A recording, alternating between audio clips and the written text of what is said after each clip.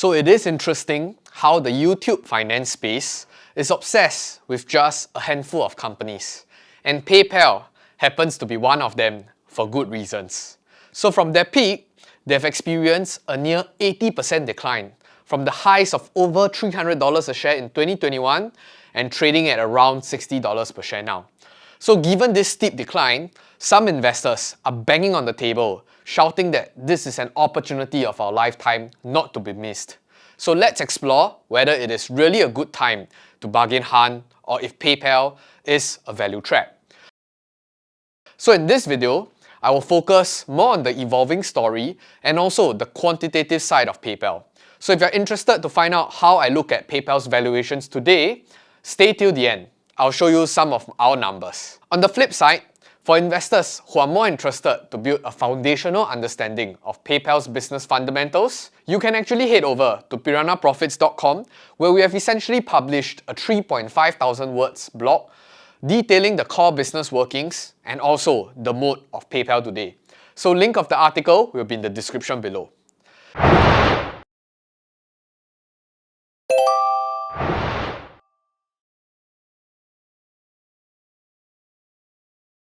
Here's a fun fact. At PayPal's peak valuation of around 340 billion US dollars, it would have been worth more than Bank of America, 248 billion, and Citigroup, 88 billion combined. So, why is PayPal down so much today? So it will be helpful to understand the background of PayPal's price action. So the PayPal of 2021 is vastly different from the PayPal of 2023. In recent times, we can observe clear signs of weakness in PayPal's fundamental business dealings. So pre-2021, PayPal was able to easily sustain their top-line revenue growth rate by double digits, sometimes even pushing over 20% year-on-year growth. However, post-2022, there are clear signs of slowdown and they've managed to deliver only high single-digit growth. Further, you can see that the consensus estimates for PayPal's growth continue to decline. So comparing 2021 to now, PayPal looks like a growth story that have turned sour. So PayPal seems to have enjoyed short-term tailwinds from the pandemic, which have artificially boosted their margins during 2020 and also 2021, and they are now essentially normalizing. So we have also just received news that Alex Kris, who's a senior executive at Intuit, is taking over as the CEO of PayPal from end September onwards. And the overhang of this new chief executive will remain, as investors are assessing whether he is able to execute and steer this new ship. So this transition, especially at the top, is a source for huge uncertainty ahead. And I would reckon that the overhang will only be resolved after 2 to 4 quarters. Moving on to PayPal's business, it's rather simple. They basically charge a fee for completing payments transaction and also payment-related services for their customers. So the bulk of their growth is based on the volume of activity being processed. So this business model sounds attractive, especially when the business is able to scale with inflation and also transaction volumes. So as long as they are able to retain both merchants and users on their platform. That said, they do operate in a relatively complex industry, with it becoming increasingly competitive and fragmented. So you know what is not complex? Smashing that cute little like button. So I hope that you can do at least something simple for me. Jumping into the valuation framework, I'm going to use a DCF model, which stands for discounted cash flow, because PayPal is a relatively stable and also matured company with a track record of delivering cash flow from their operations. Usually, different investors might use the same model but have different intrinsic value calculations. And the two biggest factors that cause such a deviation would be namely growth rate and also the discount rate that is being used. Personally for me, I do value prudence and realism. So I'll walk you through my thought process for using each number and you can feel free to disagree. But this should provide you with a good framework to think about things around the PayPal context today. So on the revenue front, we know that PayPal's growth moving forward will be much lower compared to its glory days of 20% year on year. However, I still use a 15% growth on cash flow from year 1 to year 5, 12% from year 6 to year 10, and 2.5% from year 11 onwards. The logic is simple.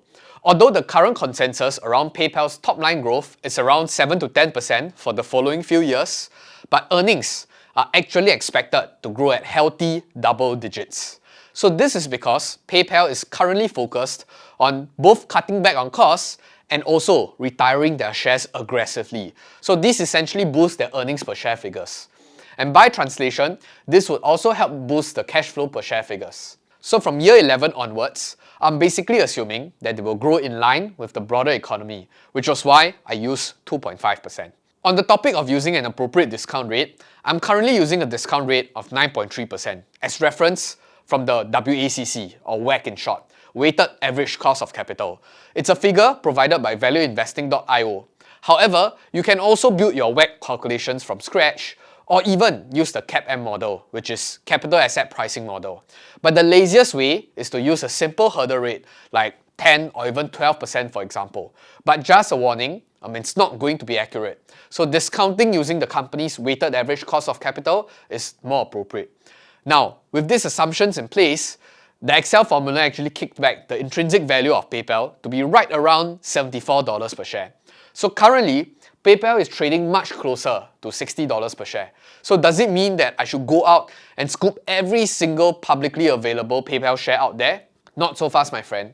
So here is how I view PayPal as a potential investment today. First, PayPal is not your random, unprofitable, high-growth tech company.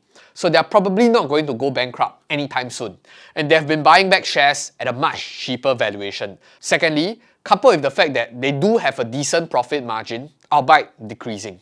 However, I will not be touching PayPal stock personally anytime soon because I'm of the view that PayPal's economic mode is currently experiencing some severe headwinds that might or might not be solved in the short to medium term. So if you're interested in understanding my problems with PayPal today, head over to the published article with the link in the description below. Furthermore, given the current impending leadership change, I think that it would be prudent to wait for the complete transition of the new CEO and to give him some time to execute on both his mission and roadmap for the company before taking a long position if I do observe several signs of recovery and PayPal's mood going in the right direction again. On valuations, however, even on a relative basis, PayPal's price to earnings ratio is currently trading at its all-time lows. Historically, PayPal has traded at an average multiple of over 30 times earnings since its IPO.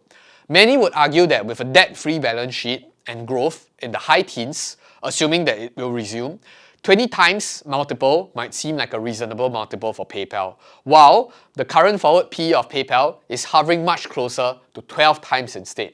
That being said, please keep in mind that the PayPal of 2023 is probably very different from the PayPal of the past. You can clearly see that Wall Street's expectation for PayPal's upcoming top-line growth rates in the coming 3 years have been heavily muted down, and a high single-digit revenue growth might not be able to command the 30 times PE multiple that we used to have.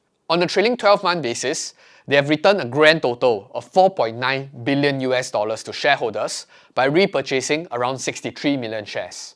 So since 2019, the trend of share repurchases have only gone in one direction, which is up. And this is probably exciting news for investors as your share ownership increases over time.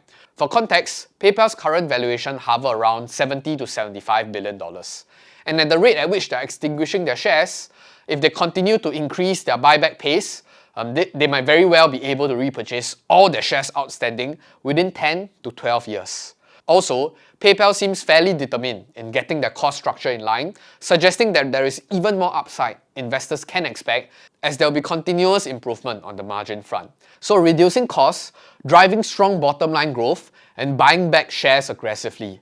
No wonder many investors are interested in PayPal stock today. I wouldn't blame you if you are buying at these levels. However, I still think that PayPal might not be a good long-term hold and is more suited for investors to trade around the price reversion, as there seems to be a lot of pessimism that is currently baked into the stock. So I would also like to highlight the key risks around this valuation framework. So don't forget that a DCF model is just a discounting of all future cash flow expectations. So if PayPal does not deliver on the growth rates and something happens midway, touch wood, then all this intrinsic value discussion will be thrown out of the water. So do make sure that you are fairly confident on how PayPal is able to grow and maybe even over-deliver on the growth assumptions. So if you have any companies that you wish we review, do remember to stay subscribed to the channel and leave it in the comment section down below. So we might grant your wish soon. Wink wink. So this is CK from Piranha Profit signing off. Keep winning.